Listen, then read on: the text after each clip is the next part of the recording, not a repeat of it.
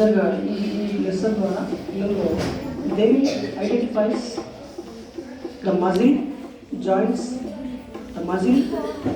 And bones, different types of bones వాళ్ళు వీటిని identify చేస్తారు sir.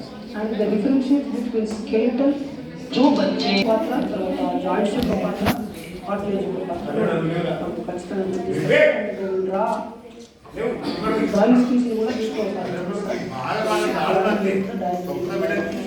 And differentiate movements muscles movements in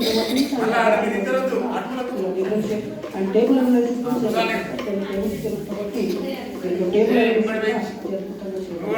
okay sir. So ఇక్కడ ముఖ్యంగా మనం ఈ లెసన్స్ సంబంధించి ఏ లోస్ని ఫోకస్ చేయొచ్చు అంటే ఐడెంటిఫైస్ ఒకటి మనం ఫోకస్ చేయొచ్చు. ఏ భాగాలు ఏ రకమైన